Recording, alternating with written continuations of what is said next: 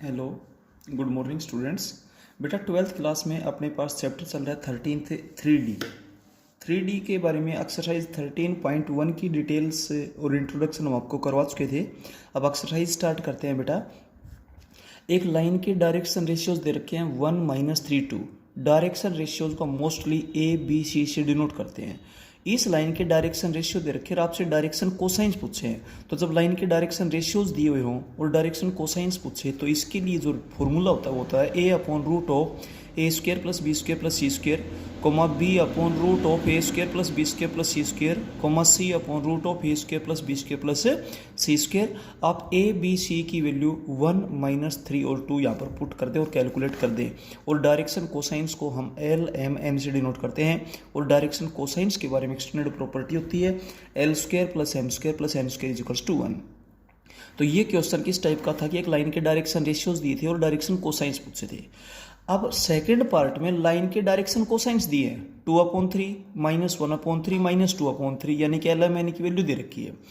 Direction cosines का जो ratio होता है उसको डायरेक्शन रेशियो बोलते हैं। तो हर एक को सेम नंबर से मल्टीप्लाई करें 0 को छोड़ करके, तो 3 से मल्टीप्लाई कर देंगे तो 2 -1 -2 या -3 से भी कर सकते हैं। यानी कि सिंपलेस्ट फॉर्म में लिखे हैं वो इस लाइन के डायरेक्शन रेशियोज है और डायरेक्शन रेशियोज को ABC से रिप्रेजेंट करते हैं। तो डायरेक्शन रेशियो से आप डायरेक्शन कोसाइन बता सकते हैं, डायरेक्शन कोसाइन से आप डायरेक्शन रेशियो बता सकते हैं। अब चलते हैं सेकंड क्वेश्चन में।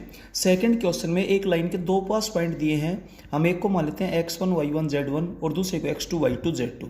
जब एक लाइन के दो पास पॉइंट्स हों तो उस लाइन की डायरेक्शन रेशियो बताने का तरीका होगा x2 - x1, y2 - y1, z2 - z1। आप कैलकुलेशन करें और बेटा इनको ABC से डिनोट कर दें। थर्ड क्वेश्चन में क्या है कि एक ऐसी लाइन है जो तीनों एक्सिस के साथ इक्वली इंक्लाइंड, मतलब बराबर के एंगल बनाती है। तो सबसे पहले हम मान लेते हैं let line OP makes angle alpha beta and gamma with OX OY and OZ। OX means positive direction of X axis, OY means positive direction of Y axis and OZ means positive direction of Z axis. तो जब आपको angles दे रखे हो तो आप उस line के direction cosines बता सकते हैं, cos of alpha, cos of beta, cos of gamma. But आपसे ये दिया हुआ कि ये लाइन इक्वली इंक्लाइंड है, इट मीन्स ये तीनों एंगल सेम है, अल्फा बीटा गामा सेम है। जब अल्फा बीटा गामा सेम है तो LMN भी सेम होगी। तो आप तीनों को या तो L से डिनोट कर दे, या तीनों को M से, या तीनों को N से, किसी एक में कन्वर्ट कर दे। L² + L² + L² = 1। 3L² की वैल्यू हो जाएगी 1, L² की वैल्यू 1/3 और L की वैल्यू ±1/√3। अब जो वैल्यू L की है वही M की होगी और वही N की होगी, ये हम ऑलरेडी डिस्कस कर चुके हैं। तो ये तो है इस लाइन के डायरेक्शन कोसाइंस। और अगर रेशियो पूछे तो हर एक को √3 से मल्टीप्लाई कर दो, या तो +1 या फिर तीनों -1। क्लियर है, कोई भी एक सिंबल ले सकते हैं रेशियो के लिए। फोर्थ क्वेश्चन के फर्स्ट पार्ट में क्या बोलता है कि एक लाइन तीनों एक्सिस के साथ एंगल बनाती है 90 डिग्री, 60 डिग्री एंड 30 डिग्री। तो आप इस लाइन के डायरेक्शन कोसाइंस बताइए। तो जब तीनों एक्सिस के साथ आपको एंगल्स दे रखे हों तो इसके डायरेक्शन कोसाइन बताने का तरीका होता है cos of alpha, cos of beta, cos of gamma. Alpha 90 degree है, बीटा 60 डिग्री है, गामा 30 डिग्री है। 0 1/2 √3/2 ये तो है डायरेक्शन कोसाइंस। अगर रेशियो पूछे तो हर एक को 2 से मल्टीप्लाई कर दो, 0 1 √3, ये डायरेक्शन रेशियोज हो जाएंगे। सेकेंड पार्ट में एक लाइन एक्स एक्सिस की पॉजिटिव एक्सिस में एंगल बनाती है 45 डिग्री, वाई एक्सिस की पॉजिटिव एक्सिस में एंगल बनाती है 60 डिग्री और जेड एक्सिस की पॉजिटिव एक्सिस में एंगल हम मान लेते हैं गामा बनाती है। अल्फा बीटा गामा हो गए। तो जब एंगल्स दे रखे हो तो आप लाइन के डायरेक्शन कोसाइंस फाइंड आउट कर सकते हैं, L cos alpha, M cos beta, N cos gamma.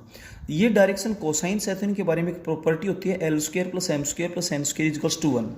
L की वैल्यू उसका स्क्वायर 1/2, M² 1/4, N² कोस स्क्वायर गामा = 1।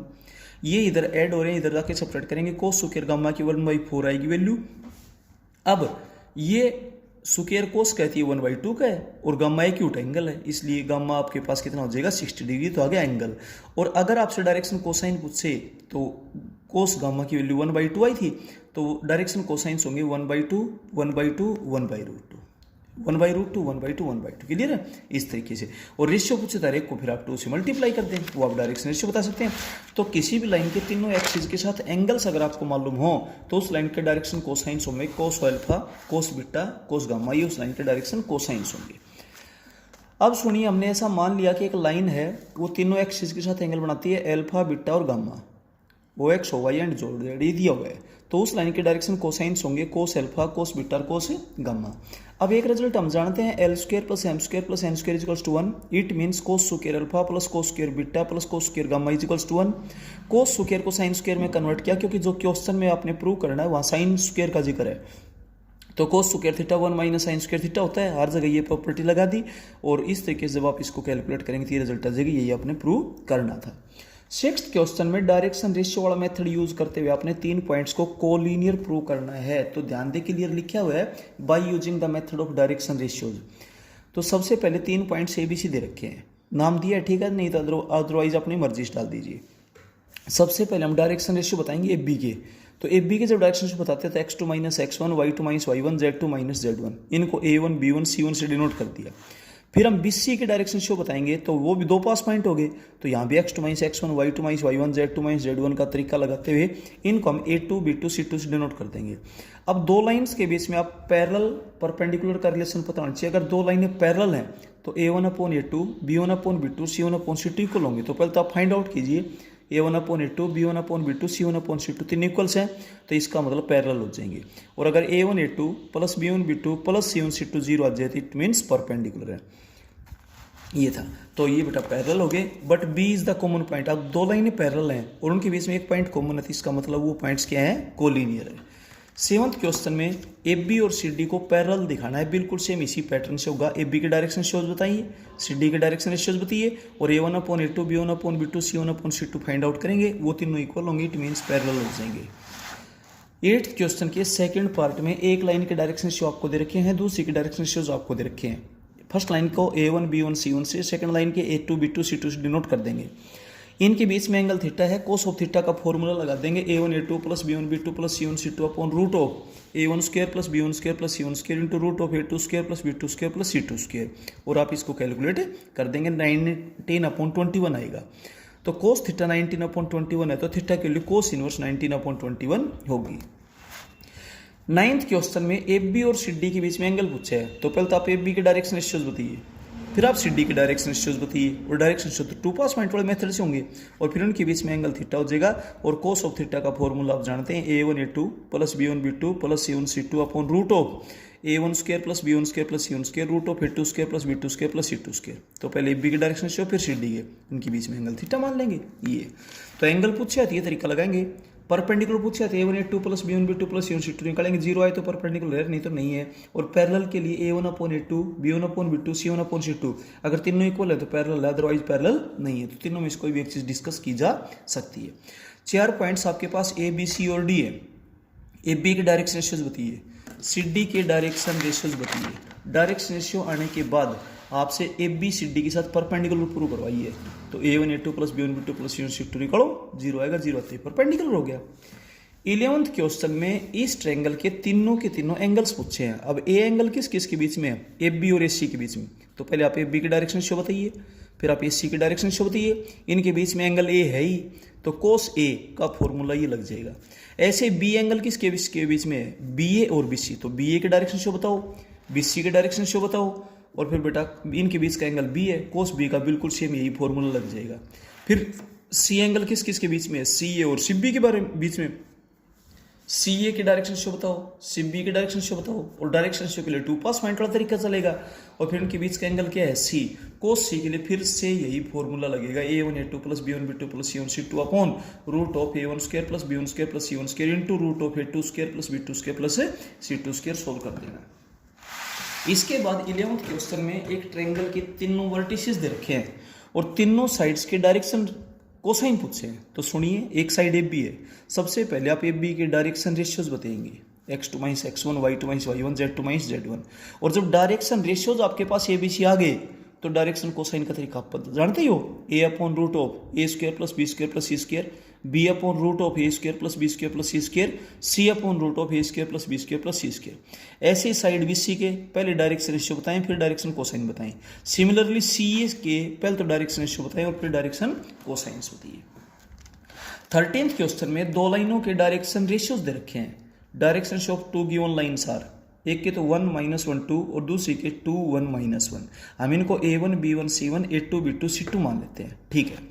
अब कोई भी एक लाइन जो इन दोनों के साथ परपेंडिकुलर है उसके डायरेक्शन रेशियोज हमने ए बी और सी मान लिए। क्लियर है। अब ये लाइन इसके साथ परपेंडिकुलर है तो आपके पास A1 A2 plus B1 B2 plus C1 C2 0 होगा। तो ये रिजल्ट लगाएंगे तो 1A minus 1B plus 2C is equals to 0। फिर ये लाइन इसके साथ भी परपेंडिकुलर है तो 2A plus 1B minus 1C is equals to 0। इनको CMP मेथड सोल्व करेंगे तो A upon B upon C upon A upon करते थे, A को ढक लीजिए, ये प्रोडक्ट माइनस ये प्रोडक्ट 1 माइनस 2 माइनस 1 आएगा। B अपॉन करते हैं तो पहले ये प्रोडक्ट 4 प्लस 1 क्या हो जाएगा 5। C अपॉन करते हैं तो C को ढक लीजिए, ये प्रोडक्ट 1 और प्लस 2 3। इस तरीके से बेटा किया जाता है। CMP मेथड ध्यान दें, A अपॉन लिखते हैं तो ये प्रोडक्ट माइनस ये प्रोडक्ट, B अपॉन करते हैं तो पहले ये प्रोडक्ट माइनस ये प्रोडक्ट। इस बात का ध्यान रहे, यहाँ पर गलती ना करें। तो ये इस लाइन के डायरेक्शन रेशियो आ जाएंगे। और जब डायरेक्शन रेशियो आ गए तो डायरेक्शन कोसाइन तो आप बता ही सकते हैं, A upon root of A square plus B square plus C square, B upon root of A square plus B square plus C square, C upon root of A square plus B square plus C square. ऐसा है। इसके बाद 14th question में क्या बोलता है कि एक लाइन PQ है और कोई दूसरी लाइन L है। PQ की L लाइन पे प्रोजेक्शन बतानी है। प्रोजेक्शन मतलब इसके एंड पॉइंट से आप परपेंडिकुलर ड्रा करें और ये जो डिस्टेंस है ना, ये इसकी प्रोजेक्शन कहलाएगी यहां से यहां तक। क्लियर हो गया? ठीक है बेटा। तो जिस लाइन की आपने प्रोजेक्शन बतानी है PQ की, उसके तो बताइए आप डायरेक्शन रेशियोज। तो PQ के डायरेक्शन रेशियोज होंगे x2 minus x1, y2 minus y1, z2 minus z1। ठीक है, इनको A1 B1 C1 से लिख दें। अब जिस लाइन पर बतानी है उसके बताइए डायरेक्शन कोसाइंस। तो इसके डायरेक्शन रेशियो तो आपको दे रखे हैं, आप इसके डायरेक्शन कोसाइंस और बता दें, A upon root of this, B upon root of this, C upon root of this. इनको L2 M2 N2 से। अब PQ के डायरेक्शन रेशियोज का L के डायरेक्शन कोसाइंस से प्रोडक्ट का सम कर दें और वो जो आएगा वही बेटा आपके पास क्या है, प्रोजेक्शन। इसका सेकंड पार्ट बिल्कुल सेम एज इट इज है, आप कर लेना। 15th क्वेश्चन भी बिल्कुल सेम है। PQ की अगर इस लाइन पे प्रोजेक्शन 0 आ जाएगी, इट मीन्स PQ इस लाइन के साथ क्या है बेटा, परपेंडिकुलर। ठीक है। इसने क्या कहा है, PQ को RS पे परपेंडिकुलर दिखाना है प्रोजेक्शन मेथड से। तो सबसे पहले PQ के डायरेक्शन से बताइए, x2 minus x1, y2 minus y1, z2 minus z1। इनको हम A1 B1 C1 से डिनोट कर देंगे। फिर आप RS के डायरेक्शन से बताएंगे तो RS के भी पहले डायरेक्शन से बताएंगे तो x2 minus x1, y2 minus y1, z2 minus z1, ये आपके पास आ जाएंगे।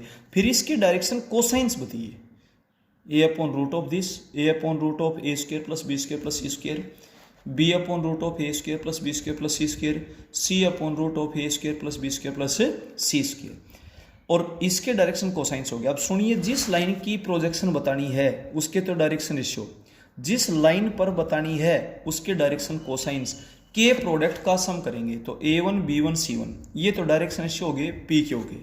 यहाँ पर पॉइंट R और S है, कहीं पर भी हो सकते हैं इसके ऊपर। तो पहले तो डायरेक्शन रेशियो, फिर direction cosine, L2 M2 N2, L1 M1 N1 का मतलब तो इसी लाइन के डायरेक्शन कोसाइन हो गए। तो दूसरी लाइन के डायरेक्शन कोसाइंस और इसके डायरेक्शन रेशियो के प्रोडक्ट का सम करेंगे। कैलकुलेशन में गलती ना करें, वो आपके पास आएगा 0 और 0 आते PQ RS पे क्या है, परपेंडिकुलर। इस एक्सरसाइज का बेटा जो लास्ट क्वेश्चन है वो हम आपको 13.3 की एक्सरसाइज में करवाएंगे, क्योंकि उस एक्सरसाइज में इसी टाइप के क्वेश्चंस आपके पास आएंगे।